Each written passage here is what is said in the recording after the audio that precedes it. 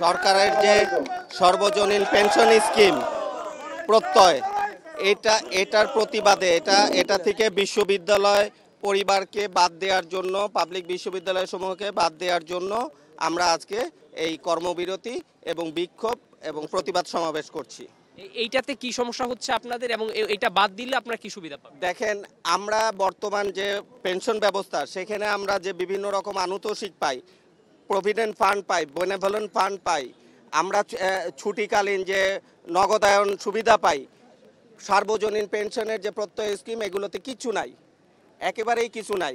আমরা যাওয়ার সময় কোনো কিছু পাবো না। এখন কিন্তু আমরা বিভিন্নভাবে এই বৃদ্ধ বয়সে আমরা কিন্তু মোটা অঙ্কের একটা ভালো একটা অ্যামাউন্ট আমরা নিয়ে যাই, প্লাস আমরা প্রতি মাসে পেনশন পাই। সর্বজনীন পেনশনে কিন্তু শুধুমাত্র আমি রিটায়ার করলাম, বাসায় চলে গেলাম, প্রতি মাসে আমাকে অল্প কিছু টাকা পেতে হবে, এর বাইরে কিছু না। আর আমরা আরেকটা ক্ষেত্রে করছি, এটার বিরোধিতা করছি এই কারণে যে এই প্রক্রিয়া যদি এখানে বাস্তবায়ন হয়, ঢাকা বিশ্ববিদ্যালয় বলেন বা অন্যান্য বিশ্ববিদ্যালয় বলেন, দুইটা শ্রেণীর সৃষ্টি হবে। এই দুইটা শ্রেণীর সৃষ্টি হলে কাজের ব্যাঘাত ঘটবে এবং পারস্পরিক বৈরিতা বৃদ্ধি পাবে। আমরা সংবিধানে কি পেয়েছি? সবার জন্য সমতায়ন, সুষম নীতি। সেই নীতির এটা পরিপন্থী।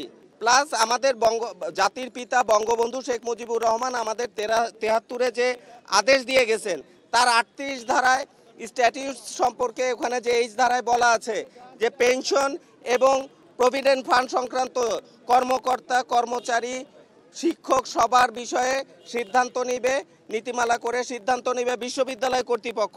তো যেই সুবিধা আমাদের জাতির পিতা বঙ্গবন্ধু দিয়ে গেছে, সেই সুবিধা অন্য কেউ কর্তন করতে পারে বলে আমরা বিশ্বাস করি না।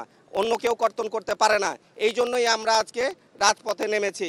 আমাদের এখন টেবিলে বসে কাজ করার কথা, সেখানে আমরা এই গরমে আমরা রাজপথে নেমে আন্দোলন করছি।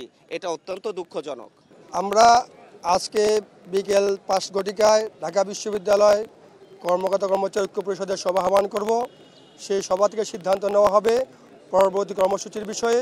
তবে আমরা নীতিগতভাবে সিদ্ধান্ত, যদি আজকে আমরা এই দাবি না মানা হয়, তাহলে আগামীকাল 1 জুলাই থেকে লাগাতার কর্মসূচি দিয়ে ঢাকা বিশ্ববিদ্যালয়কে অচল করে দেওয়ার জন্য আমরা প্রস্তুত রয়েছি।